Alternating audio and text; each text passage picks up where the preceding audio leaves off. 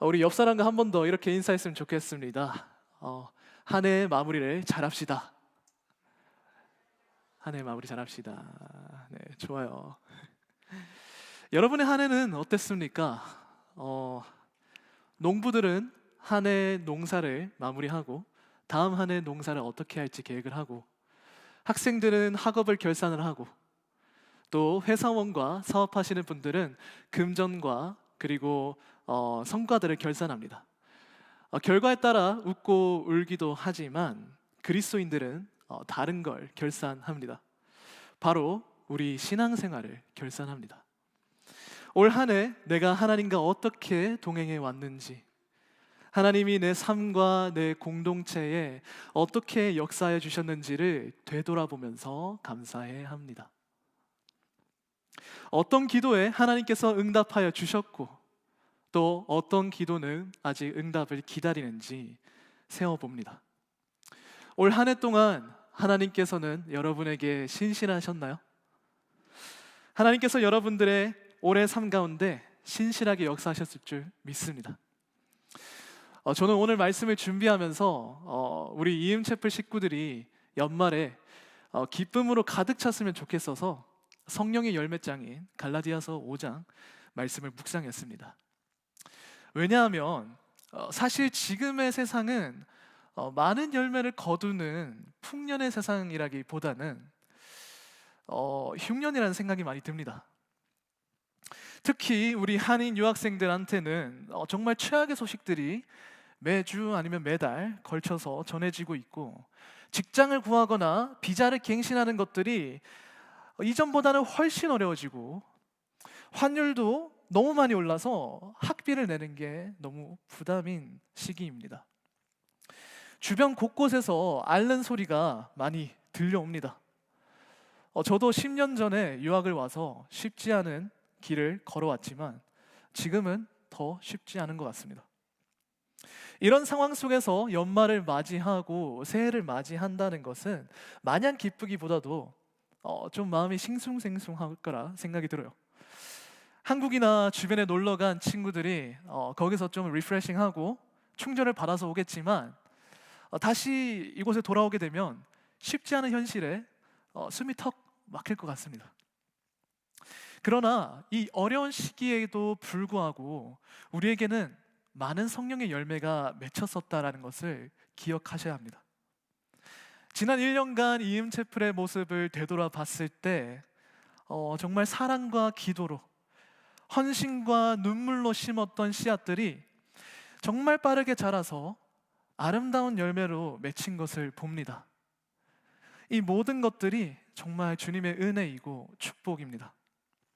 지난 1년간 이음에 하나님 나라에 헌신하는 많은 리더들이 세워지고, 그리고 새로운 영혼들이 주님께 나아오고, 또 브루클라인에 새로운 청년교회를 세워서 그 땅에서 빛과 소금의 역할을 잘 해주고 있습니다.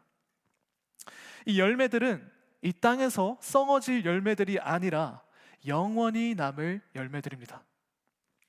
세상은 풍년이 오기도 하고 흉년이 오기도 합니다. 또한 각자의 인생의 계절이 달라서 지금은 누군가에게는 풍년이지만 누군가에게는 흉년이기도 합니다. 기쁜 소식들은 마음에 달지만 나쁜 소식들은 삼키기에 씁니다. 그러나 여러분, 이 모든 계절과 세상을 주관하시는 분이 누구십니까? 바로 우리 주님이시지 않습니까? 우리의 창조주 되시며 세상을 주관하시는 분이 우리 하나님 되십니다. 풍년도 흉년도 주시며 한 해를 여시고 닫으시는 분도 주님이십니다. 이 바쁘고 분주한 이 12월에 진정한 12월의 주인 되시는 주님께서 우리에게 어떤 기쁨의 말씀을 주시는지 오늘 함께 살펴보길 원합니다. 아까 함께 말씀을 읽었지만 다시 한번 깊이 새겼으면 좋겠어서 함께 읽어봤으면 좋겠습니다. 갈라디아서 5장 16절에서 26절 말씀입니다. 함께 읽어볼까요? 내가 또 말합니다. 여러분은 성령을 따라 행하십시오. 그러면 결코 육체의 욕망을 채우려고 하지 않게 될 것입니다. 육체의 욕망은 성령을 거스르고 성령의 욕망은 육체를 거스릅니다. 이 둘은 서로 상반되기 때문에 여러분이 원하는 것들을 할 수 없게 합니다. 그러나 만일 여러분이 성령의 인도를 받는다면 여러분은 율법 아래 있지 않습니다. 육체의 일들은 명백합니다. 곧 음행과 더러움과 방종과 우상 숭배와 마술과 원수 맺음과 다툼과 시기와 분노와 이기심과 분열과 분파와 질투와 술 취함과 방탕과 또 이와 같은 것들입니다. 내가 전에 경고했던 것처럼 지금도 경고합니다. 이런 일을 행하는 사람들은 하나님 나라를 상속받지 못할 것입니다. 그러나 성령의 열매는 사랑과 기쁨과 화평과 오래 참음과 친절과 선함과 신실함과 온유와 절제입니다. 이런 것들을 금지할 율법은 없습니다. 그리스도 예수께 속한 사람들은 육체와 함께 그 정욕과 욕망을 십자가에 못 박았습니다. 만일 우리가 성령으로 산다면 또한 성령을 따라 행합시다. 헛된 영광을 구해 서로 노엽게 하거나 질투하지 않도록 합시다. 아멘. 하나님께서는 우리의 삶을 농사의 비유를 하셔서 말씀을 많이 하십니다. 씨 뿌리는 사람의 비유, 포도원 일꾼 비유, 포도나무 비유, 알곡과 가라지 비유 등등 정말 많은 비유를 농사의 원리에 빗대어 말씀을 하십니다. 오늘 보는 이 성령의 열매도 그 중에 하나입니다. 제가 오늘 특별히 이 본문을 선택한 이유는 우리 그리스도인들이 종종 세상의 열매와 성령의 열매를 헷갈려 하기 때문입니다. 하나님과 동행하며 맺힌 열매들이 참 많음에도 불구하고 우리가 때론 지나치기도 하고 잘못된 세상의 열매를 구할 때가 있기 때문입니다. 우리가 삶을 살아가다 보면 우리는 연약한 인간들이라 처음 시작했던 길에서 벗어나 다른 길을 갈 때가 많습니다. 그럴 때는 아차 하고 다시 돌아와야 하죠. 제가 운전한 차를 같이 타본 사람들은 아실 텐데 저는 구글맵 내비가 정해준 길도 눈앞에 두고 보고도 한 번씩 놓쳐서 좀 돌아갈 때가 많습니다. 우리 한국 교회에도 이렇게 길을 잘못 드는 일이 있었습니다. 특히 기복 신앙이 한국 교회를 휩쓸었을 때 우리 안에 심겨진 잘못된 인식이 있습니다. 기복 신앙이라 함은 업앤다운을 말하는 기복이 아니라 잘 먹고 잘 살게 해주세요, 오래오래 살게 해주세요 같이 본인에게 득이 되는 복을 바라는 신앙 형태입니다. 이때 교회 풍토가 무조건적으로 좋은 대학에 가거나 출세와 성공을 하는 것이 하나님께 복을 받은 증거처럼 여기고, 그것에 도달하지 못한 사람들은 마치 하나님에게 복을 받지 못한 삶을 살고 있는 것처럼 여기고, 내가 신앙생활을 잘못했나 이렇게 자신과 남을 비교하게 되는 것이었죠. 저 또한 마찬가지였습니다. 중고등학생 때 예수님을 인격적으로 만나게 되고 저도 이 형통함에 대해서 관심을 가지기 시작했습니다. 학교 점수에 신경을 좀 쓰기 시작했죠. 기세 좋게 전교 1등 하게 달라고 주님 안에서는 Nothing is impossible 하고 기도했지만 돌아오는 것은 받아들이기 좀 영 힘든 성적표였습니다. 그러나 받아들이기 쉽지 않은 성적표보다도 더 받아들이기 힘든 것이 있었는데, 그것은 내 안에 천지를 창조하시고 나를 사랑하는 하나님께서 내주하고 계시는데 왜 좋은 성적이 안 나올까 하는 의문이었습니다. 하나님을 믿는 사람들은 복을 받고 형통하다는데 왜 나는 이 정도밖에 되지 않는 삶을 사는 것일까 하는 의문이었습니다. 그 형통함이라는 기준이 뭡니까? 제가 생각했던 그 형통하다는 기준은 공부는 인서울대학을 가야 하고 생긴 것도 좀 더 잘생겨져야 되고 기도도 더 잘해야 되고 헌신도 봉사도 더 잘해야 되고 키도 더 커져야 되고 그런 것이었습니다. 저는 이것들이 예수를 믿으면은 따라오는 그런 형통함이라고 생각했지만 저는 이 기준이 굉장히 세속적이라는 것을 몰랐습니다. 물론 성경에는 하나님을 잘 믿고 잘 섬기면 복을 받는 원리와 말씀들이 기록되어 있습니다. 그러나 제가 말하고자 하는 것은, 하나님께서 우리에게 원하시는 것은 하나님의 손에서 나오는 축복만을 바라는 것이 아니라 그분 그 자체, 그분의 얼굴을 구하는 것이 하나님께서 우리에게 원하시는 것이라는 겁니다. 저는 세상이 말하는 좋은 열매의 기준들을 구원받은 그리스도인들의 삶에 대입하고 있었습니다. 마치 세상에서의 성공이 예수님 믿고 구원받아서 변화된 모습의 증거라고 나타내고 싶었던 거죠. 그러나 이 세상이 말하는 형통과 행복의 기준을 가져와 붙여버리니 처음에는 그저 예수를 만나 믿게 된 것만으로도 기뻐하던 제가 낙심하게 되고 절망 속에 멈춰 서버리고 만 것입니다. 이 세상의 좋은 열매의 기준은 사실 세상 사람들도 행복하게 만들지 못하고 불행하게 만들고만 있습니다. 이 기준은 제가 어렸을 때보다도 날로 날로 더 높아져서 입는 옷, 타는 차, 사는 집, 가야 하는 대학, 만나야 하는 배우자, 가야 하는 직장, 무엇을 골라도 쉽사리 만족하기 어렵게 만들어 놨습니다. 많은 사람들이 이 기준에 도달하지 못하니까 소망을 잃고 심지어는 삶을 포기하는 사람들이 많아졌습니다. 미국의 MZ세대 사망 원인 1위는 마약 중독임에 반해 우리 한국의 MZ세대 사망 원인 1위는 자살입니다. 무슨 일일까요? 우리 한국은 오히려 할아버지 세대 때보다 비교하면 굶어 죽을 위험도 없고 굶어 죽을 걱정도 전혀 하지도 않고 정말 잘 사는 나라가 되었습니다. 많은 복을 받아서 2024년에는 대한민국이 수출 1000조를 하는 부강한 나라가 되었습니다. 우리나라도 천조국 타이틀을 달게 되었어요. 그러나 2030 세대 인생은 불행하기만 합니다. 왜 그럴까요? 물질적 축복이 부족해서일까요? 아니면 무엇일까요? 좋은 신앙을 입증하기 위해서 세웠던 세속적인 목표들이 사실은 나 자신을 얼매게 하고 절망하게 만들었습니다. 심지어 제가 그것들을 이루어도 하나님께서는 그리 기뻐하시지도 않습니다. 왜냐하면 하나님의 결산하시는 기준은 세상의 열매로 결산하시지 않으시고 영적인 열매로 결산하시기 때문입니다. 세상의 열매는 나 자신을 입증하고 인정받기 위한 동기로 만들어집니다. 내가 잘 되고 내가 잘나고 내가 해야만 하는 그런 것이죠.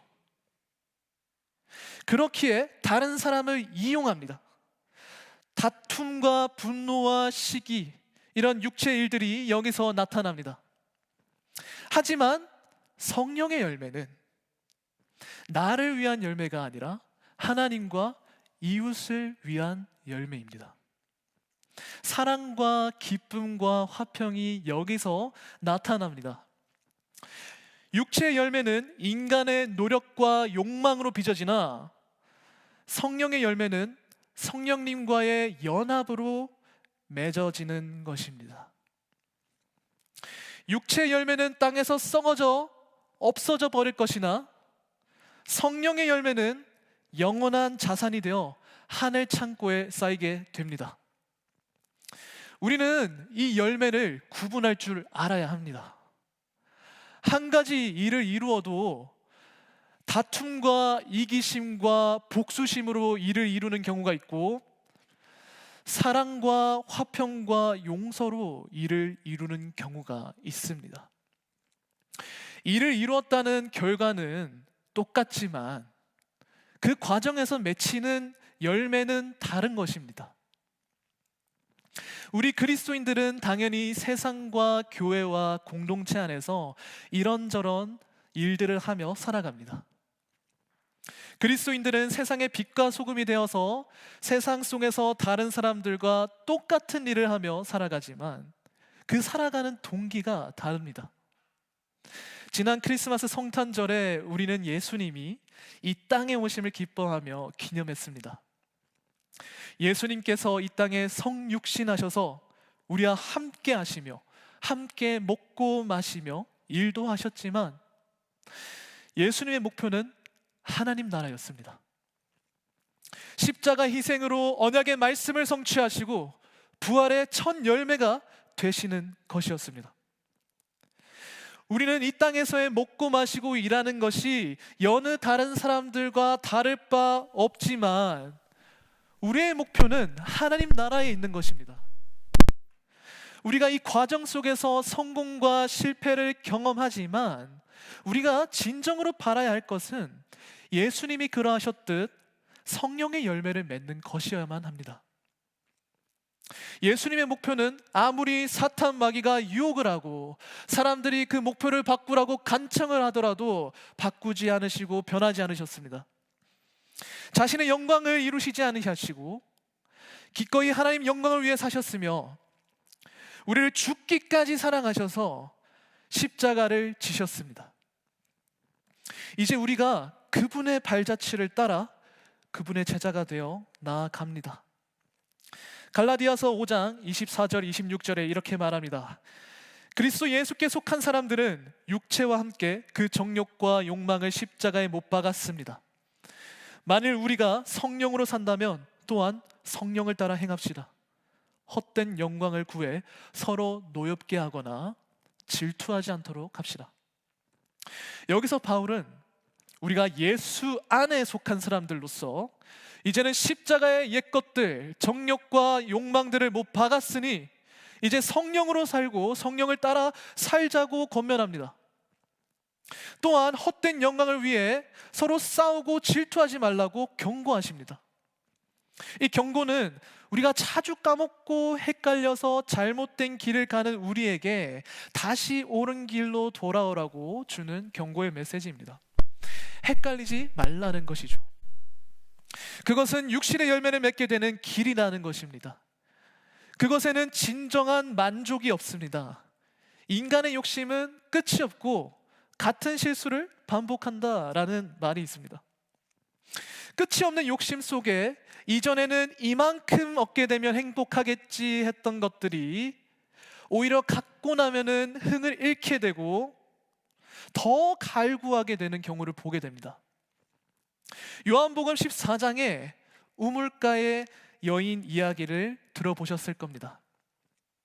남편이 5이나 있었고 그것도 부족해서 또 다른 한 남자와 교제하고 있던 이 여인에게 아무도 그 여인에게 관심을 주지 않고 피하는데 예수님께서는 그 여인에게 찾아와 이렇게 말씀하셨습니다. 내가 주는 물을 먹는 자는 영원히 목마르지 아니하리니 나의 주는 물은 그 속에서 영생하도록 솟아나는 샘물이 되리라. 예수님께서 말씀하시는 이 우리 속에서 영생하도록 솟아나는 샘물이 되리라 한 이 샘물이 무엇을 말합니까? 바로 성령님을 말씀하는 겁니다. 하나님께서는 그 여인과 우리에게 진정으로 무엇이 필요한지 아시는 겁니다. 타는 갈증과 목말라 죽어가는 우리에게 주님은 우리에게 오셔서 영원한 만족을 얻을 수 있는 생명의 샘물을 주시겠다고 친히 약속하신 겁니다. 이것을 이루시기 위해 예수님은 십자가에서 자신의 몸을 찢으시고 약속의 말씀을 이루신 다음 우리의 영원한 생명의 공급과 우리의 중보자 되시는 성령님을 보내오셨습니다.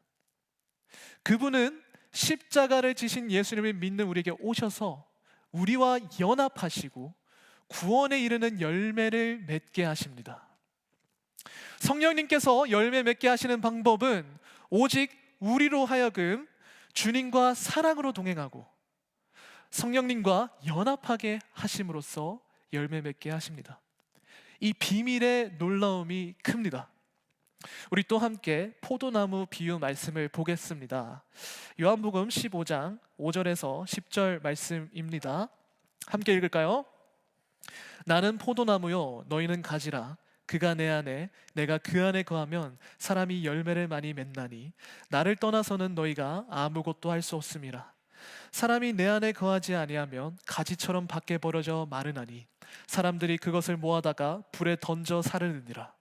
너희가 내 안에 거하고 내 말이 너희 안에 거하면 무엇이든지 원하는 대로 구하라. 그리하면 이루리라. 너희가 열매를 많이 맺으면 내 아버지께서 영광을 받으실 것이요 너희는 내 제자가 되리라. 아버지께서 나를 사랑하신 것 같이 나도 너희를 사랑하였으니 나의 사랑 안에 거하라. 내가 아버지의 계명을 지켜 그의 사랑 안에 거하는 것 같이 너희도 내 계명을 지키면 내 사랑 안에 거하리라. 아멘. 육체의 열매는 내 안에 있는 죄와 내 욕망으로 인해 내가 노력하고 나를 위해 만들어내는 열매들이라면, 성령의 열매는 반대로 내가 맺는 열매가 아닙니다. 나에게 맺히는 열매입니다. 예수님께서 말씀하십니다. 나는 포도나무요 너희는 가지라. 그가 내 안에 내가 그 안에 거하면 그 사람이 열매를 많이 맺나니 나를 떠나서는 너희가 아무것도 할 수 없음이라. 예수님께서는 너희가 열매를 맺으려고 하지 않아도 돼.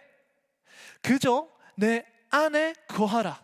내가 주는 평안, 내가 주는 선물, 내가 주는 은혜를 누려라. 내가 주는 구원을 누려라 라고 말합니다. 존 파이퍼 목사님은 이렇게 말합니다.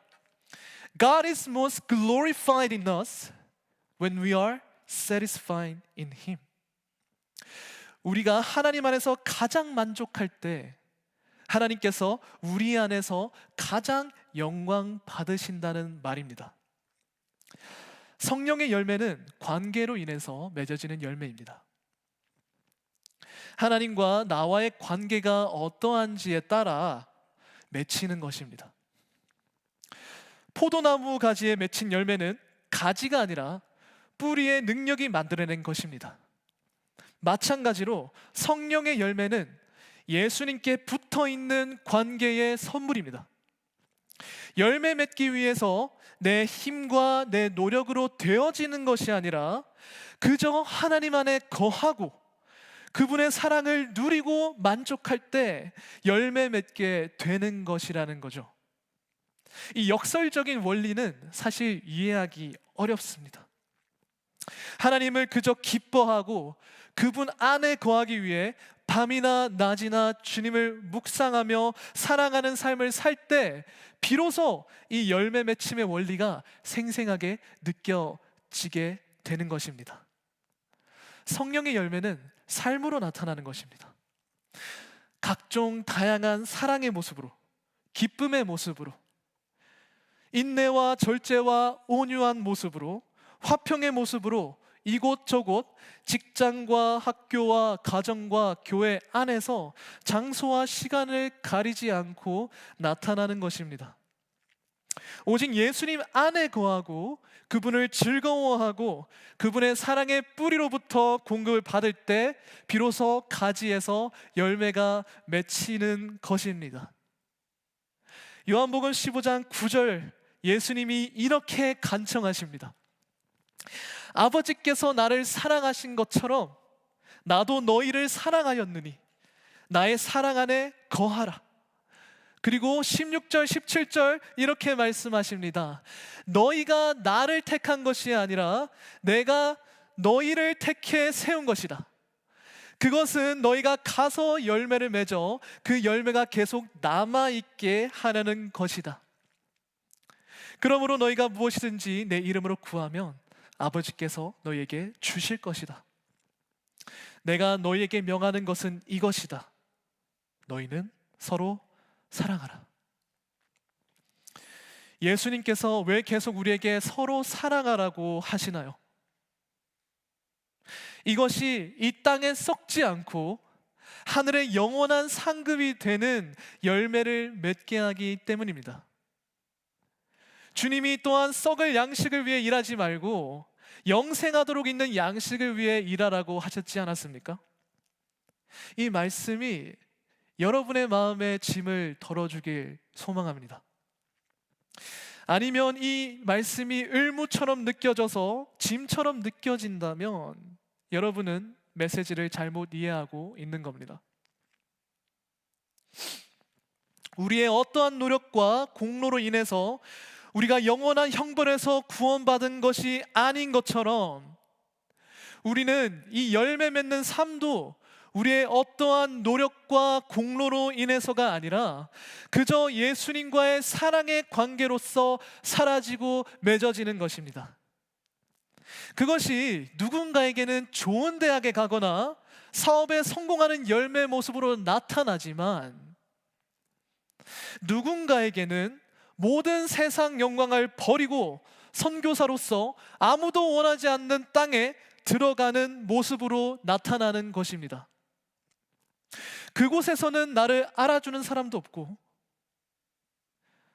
수많은 박수 소리와 환호 소리도 들리지 않습니다. 선교를 간다고 해서 어디에 플랜카드를 걸어주지 않습니다. 교회와 세상 곳곳에서도 드러나지 않은 곳에서 묵묵히 사랑의 사명을 감당해내는 사람들이 있습니다. 누가 알아주지 않아도 예수님을 사랑하기 때문에 기꺼이 자원하는 마음으로 살아내는 것입니다. 주님이 말씀하십니다. 수고하고 무거운 짐진 자들아 다 내게로 오라. 내가 너희를 쉬게 하리라.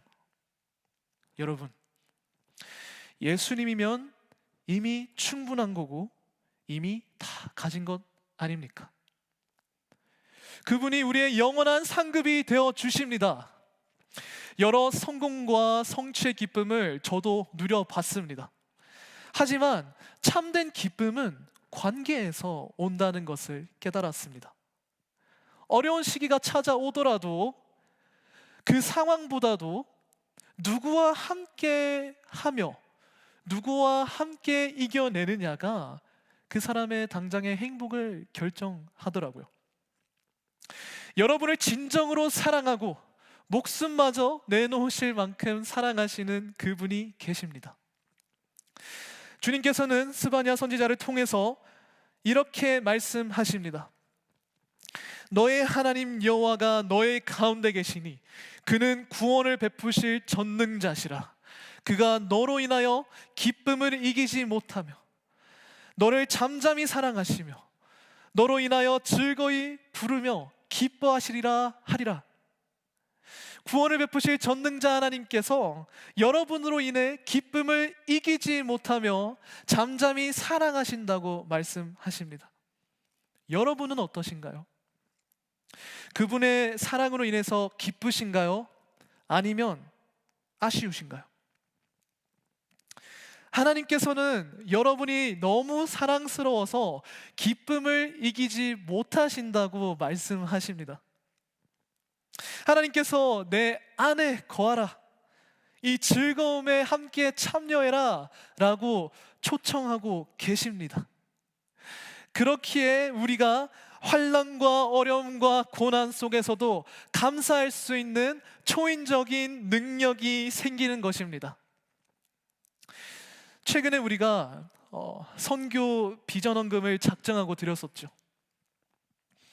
N국에서 어려운 상황 가운데 선교사님은 포기하지 않으시고 믿음을 가지시고 사역하시며 우리에게 기도를 요청하셨습니다.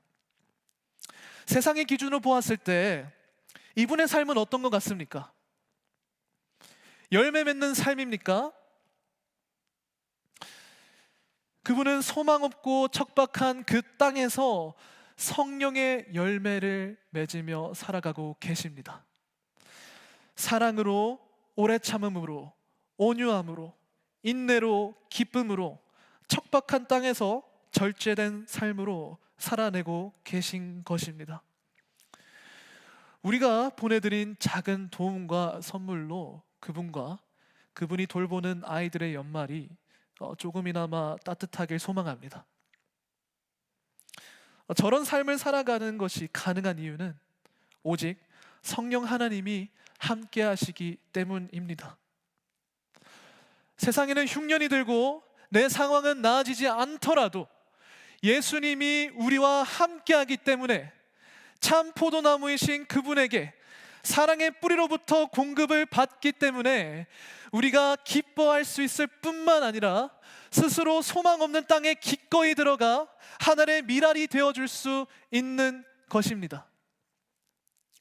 이 땅에 썩어질 것의 영광이 아니라 영원한 상급을 위해서 말이죠. 이 세상에는 세상이 말하는 성공과 열매를 전혀 맛보지 못하고 살아가는 사람들이 많습니다.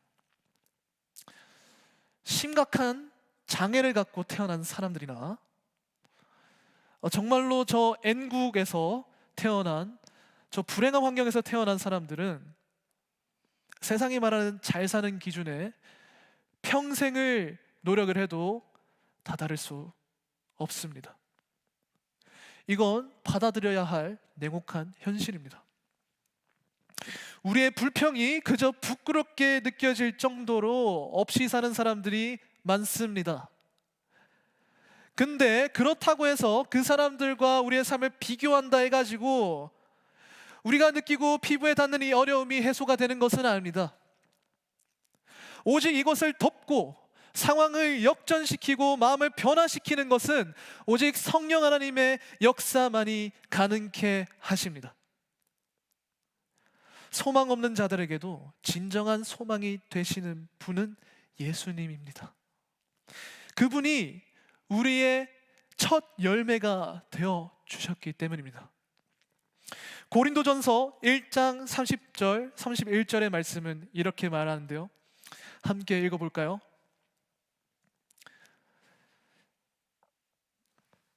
여러분은 하나님께로부터 나서 그리스도 예수 안에 있는 사람입니다.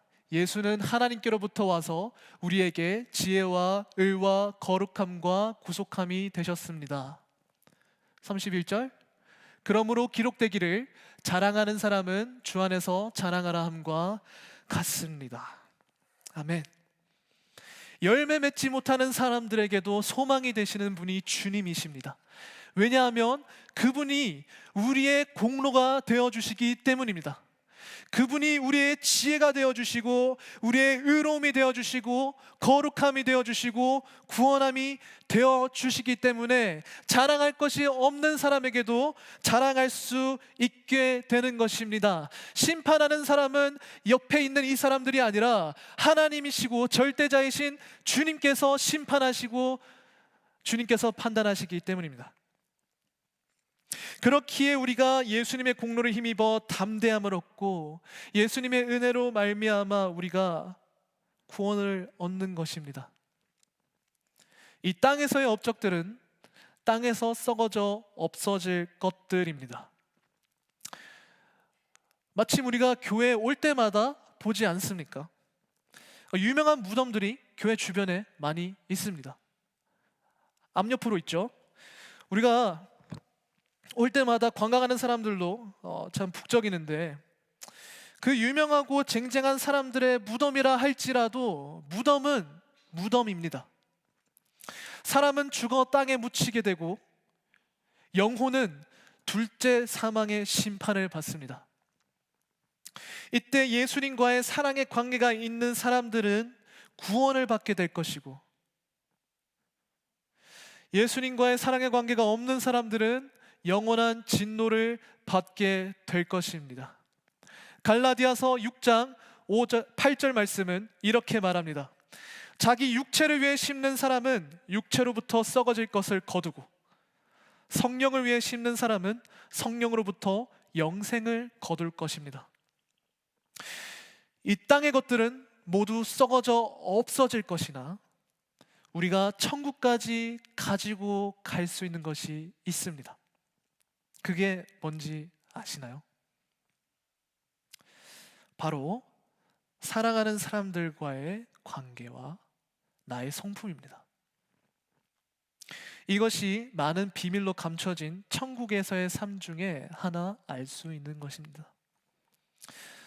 제가 정말 존경하는 아이국에서 선교하시는 선교사님의 글로 설교를 마치려고 합니다. 찬양팀 올라와 주셔도 괜찮습니다. 꽤 오래된 글이라서 주인공이 철수와 영수입니다. 읽겠습니다. 우리의 천국에서의 삶을 크게 다르게 할 것이 있습니다. 우리의 천국에서의 삶을 크게 다르게 할 것이 있습니다. 한번 철수와 영수의 인생으로 예를 들어 보겠습니다. 철수는 평생을 이기적으로 극악하게 살았습니다. 게다가 세상에서 즐길 부귀영화를 다 누리면서 별로 큰 재앙을 당하지도 않았습니다. 그러다가 생애 마지막 타이밍에 예수님을 믿어서 진심으로 회개한 후에 영접하고 곧 죽었습니다.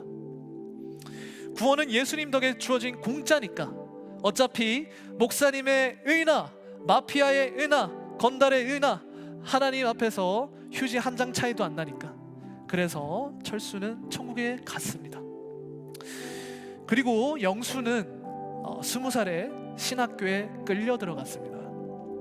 20대 모든 주말을 주님께 다 바치고 남들 배낭여행 유럽 여행 갈 때 전도 여행 다니고, 남들 여름 휴가 갈 때 여름 수련회 가고, 다른 사람들 적금 들 때 곳곳에 헌금하고 구제하고, 남들이 연인들과 밤새 통화할 때 자기는 토요일 내내 아동부 전화 신방하다가 급기야 남들 선진국으로 유학 가고 이민 갈 때 후진국으로 선교를 가서 그 나라를 잠시 왔다 가는 NGO 사람들의 반의 반도 주목받지 못했습니다. 영수는 배신과 상처, 사별, 궁핍, 세상의 공통이란 고통은 다 겪고 차라리 드라마틱한 순교를 했으면 멋이라도 있었을걸. 마치 그 나라 사람 중 한 명처럼 장티푸스와 선교지에서 매우 흔한 일인 교통사고로 시시하게 죽고 말았습니다. 그리고 천국에 갔습니다. 그리고 철수와 영수는 천국에서 눈을 뜨게 됩니다. 어떤 일이 일어날까요? 둘은 먼저 천국의 아름다움에 놀랄 것입니다. 그립던 예수님의 품에 안기고 병들고 늙었던 몸이 아닌 새 육신 안에서 생동하는 에너지를 느끼며 하나님을 찬양할 것입니다. 철수도 영수도 기쁨에 못 이기며 어린아이처럼 뛰기 시작할 것입니다. 그런데 저 지평선 끝에서 웬 모르는 외국인이 달려옵니다. 영수, 저를 기억하시나요? 당신은 누구죠? 2003년 캄보디아 프놈펜 근교에서. 잘 기억이 안 나네요. 저는 당신을 기억합니다. 당신은 내 인생에 태어나서 처음이자 마지막으로 본 외국인이었습니다. 그때 당신이 단기 선교팀으로 우리 마을에 와서 복음 인연극을 해줬죠. 그때 예수님을 믿은 아이가 바로 접니다. 당신 덕에 제가 여기 있습니다. 당신을 기다렸습니다. 사랑합니다. 감사합니다. 그리고 저기서 또 다른 누가 달려옵니다. 영수쌤, 너는 누구니? 쌤, 저 기억 못 하시죠? 선생님이 중고등부 교사하시던 2024년에 제가 얼마나 속을 많이 썩어 드렸는데, 선생님이 전화 신방하면 안 받고 나눔 시간 때 폰만 보고 그랬는데, 그때 선생님이 저한테 편지도 써주시고 기도도 해주셨죠. 그래서 제가 주님께 돌아온 겁니다. 주님, 선생님 덕에 제가 여기 있어요. 참 고맙습니다. 그리고 다른 이들이 달려옵니다. 그가 생명 바쳐 사랑했던 사람들. 영수 선교사님, 여기 와서야 알게 됐어요. 당신이 얼마나 많은 걸 포기하고 우리나라에 와주셨던 건지. 선교사님의 비전과 자녀의 행복까지 내려놔 준 덕분에 우리가 대신 여기에 있게 된 거였습니다. 그때 당신이 순종하지 않았으면 제가 여기에 없었겠죠. 우리가 얼마나 많은 사랑을 받았는지 이제야 알았습니다. 승리하셨습니다. 잘 오셨어요. 영수의 주변에는 점점 많은 사람들이 몰려오기 시작합니다. 저는 몇 년도에서 어디에서 당신과 함께 복음의 싸움을 치렀습니다. 저는 몇 년도에 목사님과 여기서 사역을 했죠. 함께 껴안고 함께 인사하고 자기가 태어났었을 때 찬양부터 미래의 찬양까지 그들은 각기 다른 곳에서 영수와 함께 했던 시절들의 찬양을 부를 것입니다. 목마를 태우고 무등을 태워 영수는 그렇게 생명수 강가까지 인도받게 될 것입니다. 하지만 철수는, 천국에 아는 사람이 한 명도 없는 그는 아직도 생소한 성경책을 마치 배낭여행객의 북경 백배 즐기기처럼 펴들고 성경 인물들부터 찾아 나서야 할지도 모릅니다. 어쩌면 생전에 상처 주었던 일들을 민망하게 마주할 수도 있고요. 물론 이미 받은 용서를 확인하겠지 말입니다. 가족도 함께 오지 못했다는 괴로운 생각은 어쩌면 그 생각은 주님께서 지워주실지도 모릅니다. 그 괴로움이 계속 떠오르면 천국도 천국이 아닐 테니까요. 천국에서는 이 땅에 있었던 것이 아무것도 남지 않습니다. 다만 이 땅에서 살리고 섬겼던 이들과의 사랑의 관계만이 남습니다. 어렸을 때는 장난감이 많은 아이가 부러웠지만 이제는 아닙니다. 군대에서는 지퍼 달린 군화가 갖고 싶었지만 전역하니 저도 귀찮습니다. 이 땅에서의 출신 대학이나 재산, 지위들이 천국에서는 그렇게 될 것입니다. 그때는 이 땅에서 가져올 수 있는 유일한 것, 사랑의 관계들이 가장 부러울 것입니다. 예수님께서도 불의의 이 땅의 재물로 친구를 사귀면 후에 영원한 집에서 우리를 환영할 것이라 라고 하셨습니다. 바울 사도께서도 나의 면류관은 내가 전도한 성도들이라고 하시죠. 얼마나 가치 있는 삶이었는지는 다른 이들의 평가로 결정되지 않습니다. 요즘 흔히 말하듯 자기 스스로가 행복을 느끼는지 여부로 결정되는 것도 아닙니다. 심지어 후대가 역사가 그 사람에 대해서 어떻게 평가했는가로 결정되지도 않습니다. 오직 천국 문에서 당신을 맞이하며 울고 웃는 환호성과 따뜻하게 바라보시는 우리 아버지 하나님의 눈빛으로 평가될 것입니다. 구원은 물론 공짜로 은혜로웠지만 더욱 사랑의 은사를 사모하세요. 그 아픈 은사를 맞이하며 깊이 사랑하고 희생하는 삶을 선택하시기를. 믿음과 소망과 사랑은 이 세상 끝까지 영원하며 그 중에 제일은 사랑입니다. 우리 이음채플 여러분, 한 해를 결산하며 우리가 천국까지 가져갈 수 있는 아름다운 사랑의 관계를 기억해 봅시다. 우리 순환에서의 교제, 새가족들과의 만남, 홈리스 분들에게 드렸던 구디백들, 뜨거웠던 연합 예배와 사역들, 가정과 일터와 학교에서 함께 기도하고 전도했던 사람들, 이것이 영원한 열매로 남아 하늘 창고에 쌓이게 되는 것들입니다. 이 연말에도 사랑의 관계로 풍성한 성령의 열매로 기쁜 연말이 되길 바랍니다. 다 같이 함께 일어나서 찬양합시다.